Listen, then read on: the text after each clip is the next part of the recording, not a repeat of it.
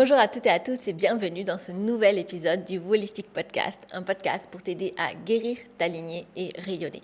Et aujourd'hui, on va parler de comment guérir de l'anxiété. Car oui, c'est possible de vivre sans anxiété, même si tu es anxieuse depuis ton plus jeune âge. Et aujourd'hui, j'aborde ce sujet avec vous car j'étais l'anxiété incarnée. J'ai moi-même souffert d'anxiété depuis mon plus jeune âge et cette anxiété vraiment a empiré au fur et à mesure des années.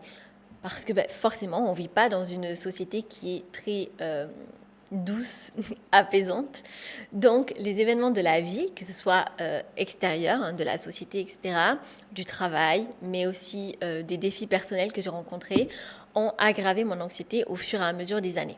Jusqu'à ce que j'arrive à un point où je souffrais de crise de tétanie musculaire, c'est-à-dire que je faisais en fait des crises de panique et de tétanie, donc je me retrouvais avec le haut du corps totalement bloqué, sachant que les crises de tétanie peuvent concerner la totalité du corps.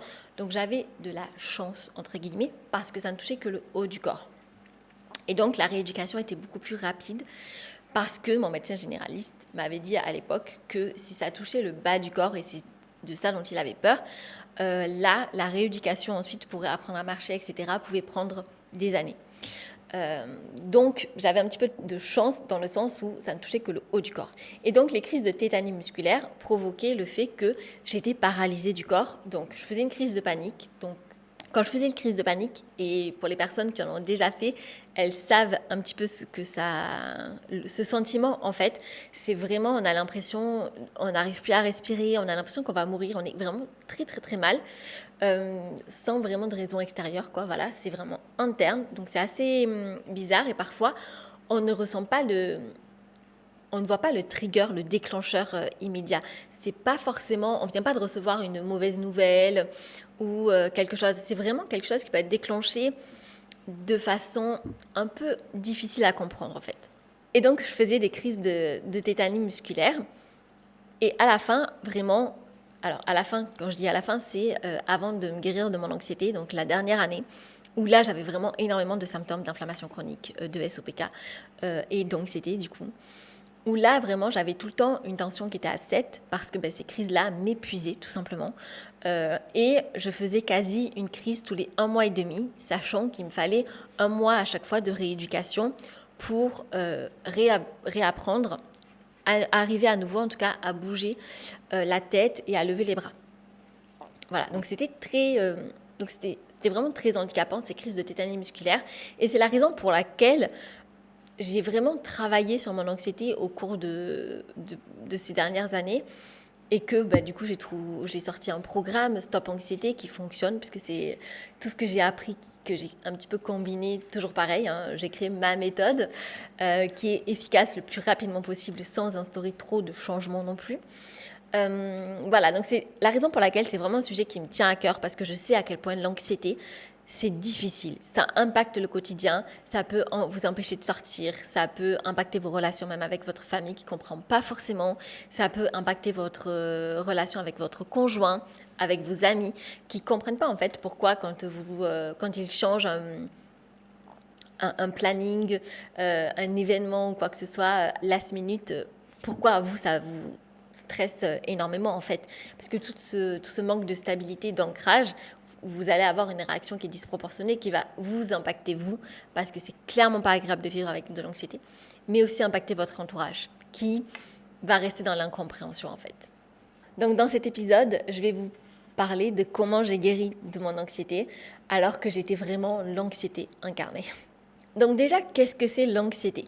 C'est un état d'alerte permanent. C'est vraiment le corps qui rentre en mode survie, qui se sent en danger, qui ne se sent pas en sécurité. L'anxiété, d'un point de vue neurophysiologique, qu'est-ce que c'est ?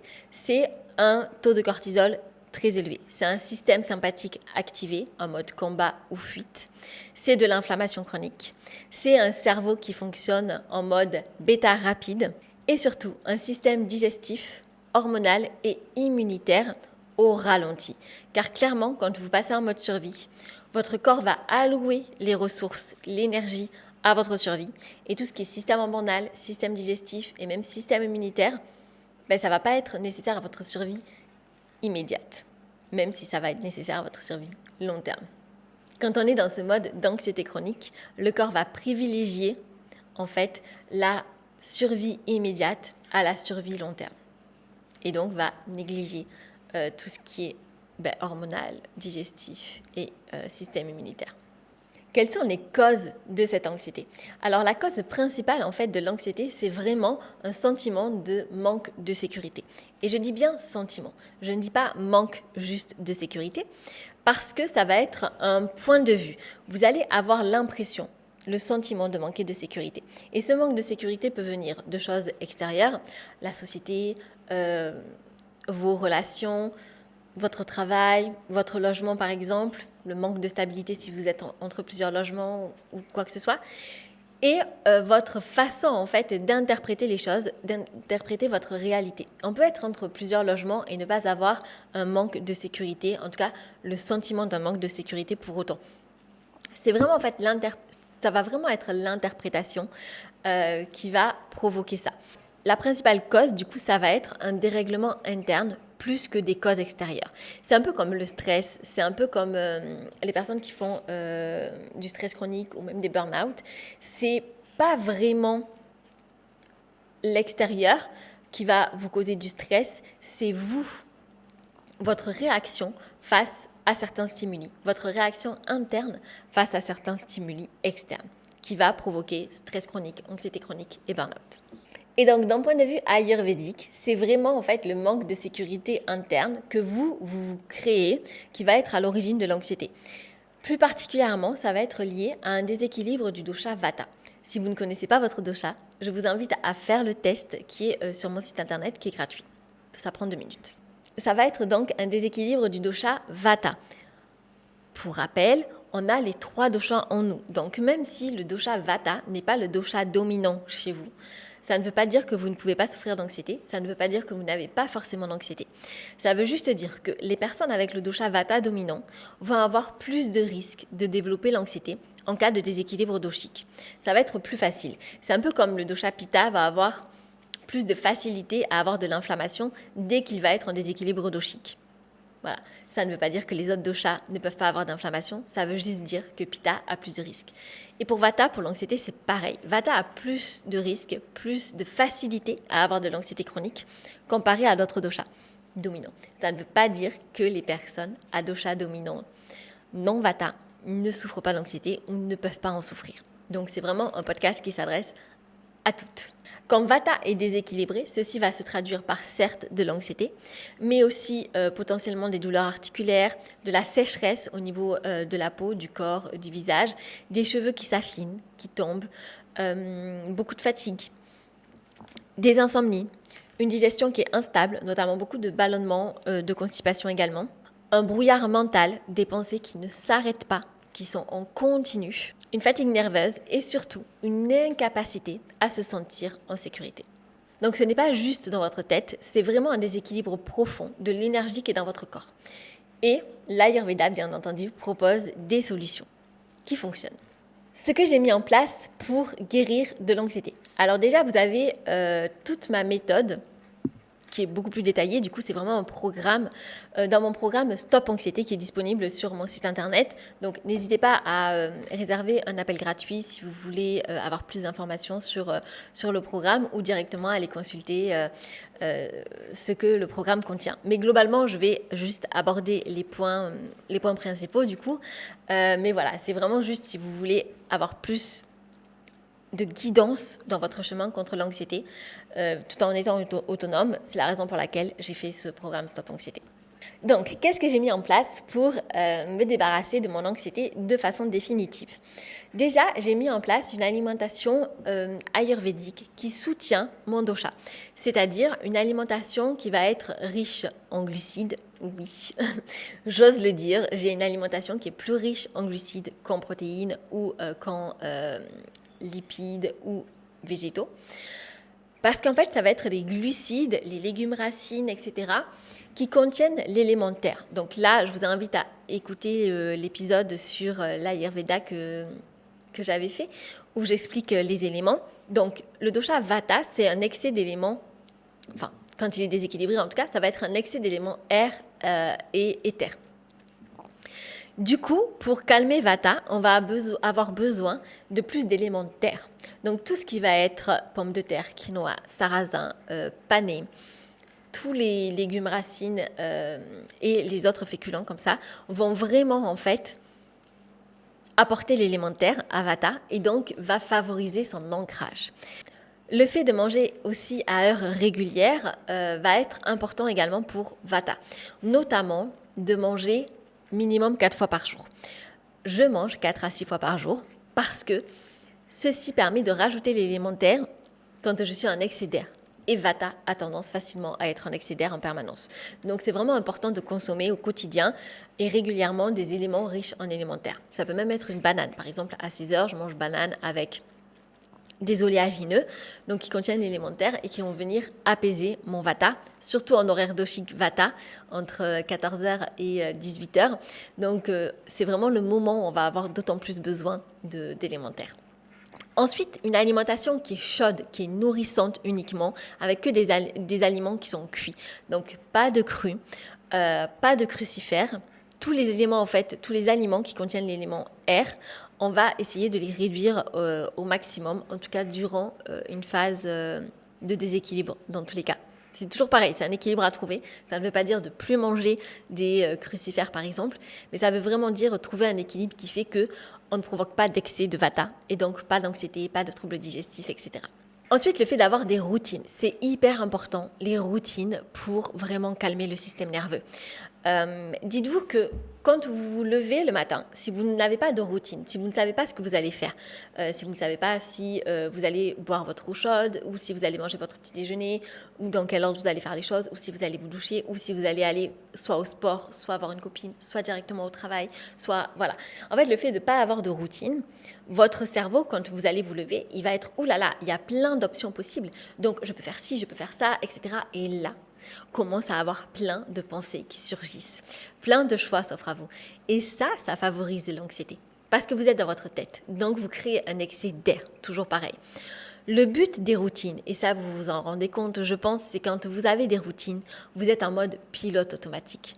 Votre cerveau peut s'éteindre, peut s'apaiser. Les pensées se calment. Parce que vous êtes en pilote automatique. Quand vous allez vous brosser les dents, par exemple, vous savez comment vous brosser les dents. Vous savez qu'il faut mettre le dentifrice sur la brosse à dents, frotter, rincer. Voilà. C'est comme vous avez l'habitude, comme ça fait partie d'une de vos routines, vous n'êtes là, pas là à mentaliser la chose, à vous dire, alors là, qu'est-ce qu'il faut que je fasse? Ok, je mets ci, je mets ça, mais alors dans quel ordre, etc. Je vérifie sur Google. Non, parce que c'est une routine. Vous avez l'habitude de le faire. Et le fait d'avoir cette routine-là, eh ben, ça va calmer votre système nerveux. Parce que du coup, il sait quoi faire, comment le faire, quand le faire. Et donc, le système nerveux, votre cerveau, vos pensées se calment. Et c'est ça le but. Pour équilibrer Vata, c'est vraiment ça, pour avoir ce sentiment de sécurité. Vraiment calmer le flux incessant des pensées. Parce que oui, hein, l'anxiété, c'est vraiment quand on a des pensées en continu. Et souvent, en plus de ça, des pensées qui sont plutôt tendance à être négatives, quoi. On imagine toujours des scénarios catastrophes. Voilà, si vous devez aller quelque part, vous vous dites « Ah ben, il va y avoir des bouchons » ou si je vais au restaurant, il ne va pas y avoir la nourriture que j'aime, ou ci, ou ça. Vous êtes toujours en mode scénario catastrophe. Donc les routines vont être hyper importantes. Se lever, se coucher à la même heure. Ça ne veut pas dire vous forcer à faire quelque chose qui n'est pas aligné avec vous ou avec votre emploi du temps, mais justement trouver ce qui vous convient à vous pour mettre en place des routines qui sont durables, pérennes, qui soutiennent votre énergie et votre système nerveux. Donc parmi tout ça, vous avez tout ce qui est les massages. Donc en Ayurveda, c'est très utilisé les massages, juste les massages du pied par exemple à l'huile chaude le soir, va permettre de calmer le système nerveux. Les bains au sel d'Epsom également, le yoga doux, le yin yoga dans votre lit. Donc il y a plein de vidéos sur ma plateforme en ligne de yin yoga qu'on peut faire dans le lit pour vraiment calmer le système nerveux, rééquilibrer l'énergie, réduire l'anxiété et du coup aussi favoriser l'équilibre hormonal, réduire l'inflammation. Bon, tout est lié, hein, vous l'aurez compris. Et réduire aussi les stimuli, réduire son temps sur les réseaux sociaux. Parce que, en fait, c'est pas tellement ce que vous allez voir sur les réseaux sociaux qui va vous provoquer de l'anxiété, sauf si bien sûr vous suivez des comptes qui sont anxiogènes. Mais sinon, même si vous suivez des comptes bien-être, d'être tout le temps en fait sur les réseaux sociaux, ça va vous créer de l'anxiété et du stress, tout simplement parce que, en fait, les images défilent. Sur les réseaux sociaux, chaque image change toutes les 1 seconde maximum. Du coup, ça va vous créer ça va créer à votre cerveau une capacité d'adaptation et une surstimulation. Et ça va provoquer, en tout cas maintenir l'anxiété. Ensuite, j'ai fait énormément de soins énergétiques. Et donc, moi, je me suis formée à l'énergétique. Et donc, dans mon programme Stop Anxiété, je vous forme également. Je vous apprends à utiliser l'énergétique, votre pouvoir, en fait, de guérison, parce que, qu'on se le dise, c'est tout le monde qui a ces capacités-là. Donc, votre pouvoir de guérison pour vous-même, en fait, apprendre à rééquilibrer les énergies dans votre corps, rééquilibrer, réaligner vos chakras. Et donc, forcément réduire votre anxiété, équilibrer vos hormones, réduire votre inflammation.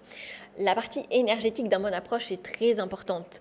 C'est vraiment une approche holistique où je vous dis, on travaille sur l'alimentation, on travaille sur le stress, on travaille sur les émotions, on travaille sur l'énergétique, on travaille sur l'environnement. Et il n'y a qu'en travaillant sur tous ces aspects-là où on a vraiment des résultats qui sont concrets, qui sont pérennes. Et il va y avoir également tout ce qui est sécurité émotionnelle, donc affirmation positive. Donc là, on en avait parlé lorsque je vous expliquais l'effet Ebb, reprogrammer son cerveau.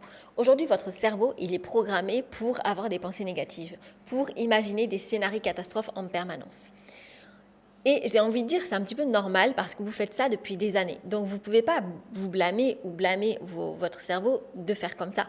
Donc, ne culpabilisez pas par rapport à ça. Mais juste ayez conscience de ce schéma répétitif et ayez surtout confiance dans le fait d'en sortir.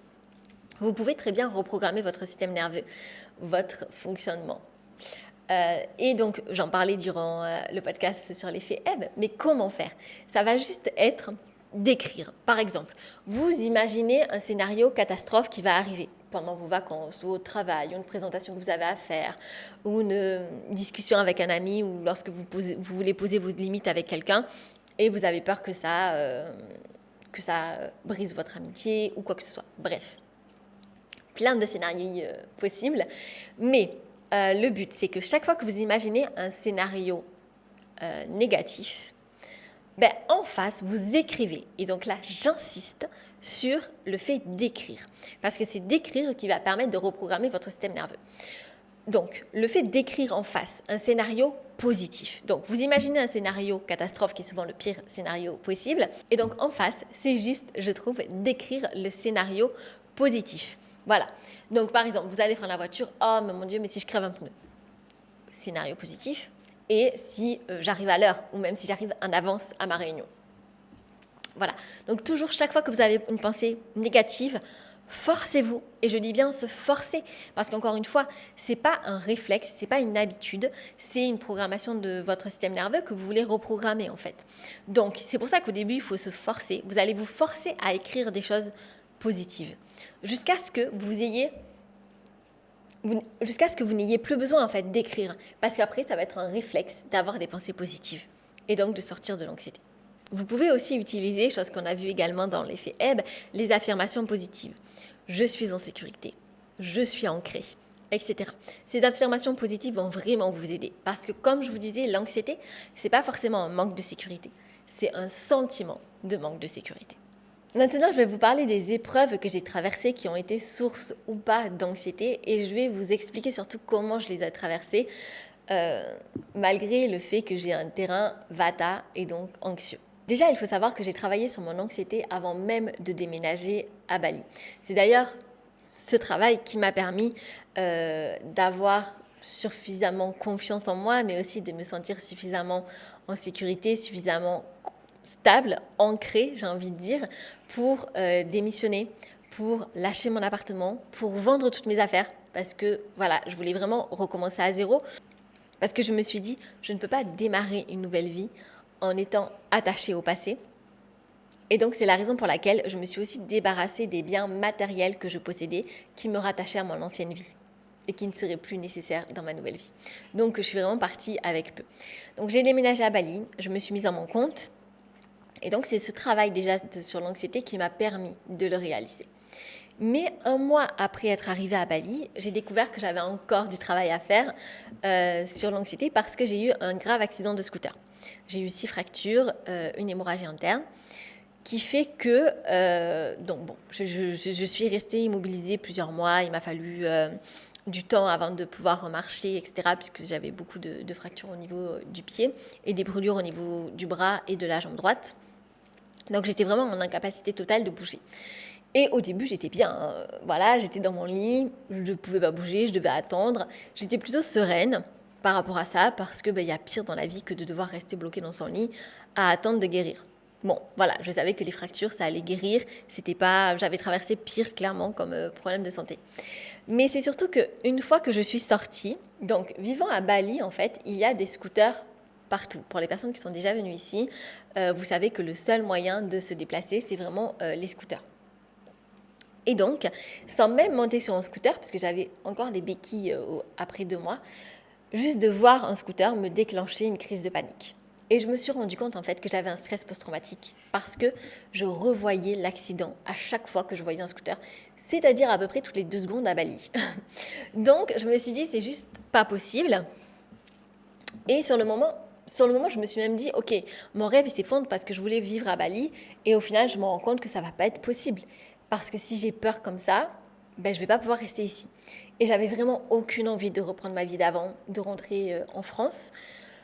Et donc, j'ai rendu mon rêve possible. J'ai travaillé sur mon anxiété. À ce moment-là, donc j'avais déjà travaillé sur l'énergétique, mais à ce moment-là, comme j'étais bloquée dans mon lit en attendant de guérir, j'ai pris un coach particulier pour me former vraiment à l'hermétisme, notamment au qigong. Le tai chi, j'en faisais déjà avant, donc j'ai continué ensuite à approfondir aussi cette pratique. Donc ça, c'est des pratiques énergétiques, hein, tai chi, qigong et hermétisme. Je me suis aussi formée au Reiki, mais à ce moment-là, c'est pas quelque chose que j'ai vraiment utilisé. J'ai surtout utilisé l'hermétisme. L'hermétisme, donc la pratique énergétique, à ce moment-là, m'a vraiment aidée. Donc, juste pour les personnes qui ne connaissent pas, et je vous rassure, c'est pas étonnant, très peu de personnes connaissent l'hermétisme et on est très peu à le pratiquer. C'est une pratique énergétique, je crois que c'est la plus ancienne au monde, qui est issue de l'Égypte ancienne. Voilà. Et donc, il y a d'autres pratiques énergétiques qui ont découlé de ça par la suite. Et c'est une pratique énergétique qui utilise votre magnétisme naturel, donc le magnétisme que vous avez en vous, pour guérir. Voilà, ça vous apprend tout simplement à utiliser votre propre énergie, contrairement à d'autres pratiques telles que le Reiki, où le Reiki, en fait, on invoque une énergie universelle et on est juste réceptacle, passe-plat quand on fait un soin de cette énergie. Alors que l'hermétisme, c'est vraiment développer son énergie à soi et l'utiliser, savoir l'utiliser pour s'auto-guérir. Parce que, peut-être que vous l'avez déjà entendu, on se provoque nous-mêmes nos maladies et donc on est capable aussi de les guérir. Dans une certaine mesure, comme tout, voilà, il y a des choses que l'on peut guérir, d'autres moins. Ou en tout cas, on a besoin d'un peu plus d'aide de la médecine allopathique, notamment. Du coup, lorsque j'ai eu cet accident de scooter et ce stress post-traumatique, je me suis renfermée chez moi durant 10 jours à pratiquer de l'énergétique, donc de l'hermétisme à chaque jour pour vraiment réduire ce stress post-traumatique, essayer de m'en débarrasser. Et au bout de 10 jours, je remontais sur un scooter, je conduisais un scooter alors qu'avant je n'avais jamais conduit un scooter, j'avais toujours peur quand même en Asie de conduire un scooter, surtout que j'avais jamais conduit de scooter en France. Donc c'est quelque chose avec lequel je me sentais pas en sécurité, clairement. Donc c'est pour ça que l'accident de scooter que j'ai eu d'ailleurs, c'est un accident que j'ai eu avec un taxi scooter, c'est pas moi qui conduisais. Et du coup après, j'ai plus voulu monter avec un taxi scooter et je me suis dit, ok, il faut que je dépasse vraiment mon stress post-traumatique et que j'apprenne moi-même à conduire un scooter. Et donc après 10 jours de pratique énergétique, pas que la pratique énergétique, hein, il y a tout ce que je vous ai cité précédemment, l'alimentation, l'ayurveda, les routines, etc., qui m'ont permis de dépasser ce stress post-traumatique et de reconduire un scooter juste après. Et donc, comme rien n'arrive par hasard, cet accident de scooter était vraiment là pour me dire, ok, fais-toi confiance, tu es capable de te guérir, même de l'anxiété, même d'un stress post-traumatique, et de le faire rapidement, de dépasser tes peurs pour atteindre tes rêves. Et ça, c'est vraiment un message que je veux faire passer. La seule limite qui existe entre vous et vos rêves, le seul obstacle qui existe entre vous et vos rêves, c'est vous-même, c'est vos croyances, c'est vos peurs. Travaillez là-dessus et tout vous sera accessible. Donc voilà, donc j'ai appliqué l'énergétique, j'ai accéléré aussi ma guérison physique. J'avais des brûlures au niveau du bras, de la jambe et tout a disparu. Mes fractures, même sans chirurgie, parce que du coup je voulais pas me faire opérer à Bali et j'avais des déplacements d'os. Donc très difficile à faire cicatriser dans ces cas-là. Et donc, j'ai réussi avec l'énergétique à vraiment favoriser la cicatrisation et à pouvoir marcher et même courir, etc. Alors que c'était quelque chose que les médecins m'avaient dit qui ne serait pas tellement possible. Mais bon, donc ça a été vraiment, je vous parle de cet accident de scooter parce que c'est vraiment la dernière fois où j'ai eu dans ma vie vraiment de l'anxiété, un stress post-traumatique. Alors que c'est clairement pas la dernière catastrophe qui m'est arrivée. 6 mois après, je crois, quelque chose comme ça, j'ai attrapé la dengue. Une dengue assez sévère, mes plaquettes étaient très très basses et du coup j'ai dû me faire hospitaliser. Donc je suis restée une semaine très malade chez moi en pensant que de toute façon il n'y avait pas de traitement, que du coup ça finirait par aller mieux. Et au final ça n'allait pas mieux. Donc au bout d'une semaine, un médecin est venu et m'a dit qu'il fallait tout de suite que j'aille aux urgences parce que j'avais un risque d'hémorragie cérébrale qui était élevé parce que j'avais une plaquette qui était à 35-40. Donc il fallait vraiment que je sois surveillée au cas où j'ai besoin d'une opération ou d'une transfusion sanguine.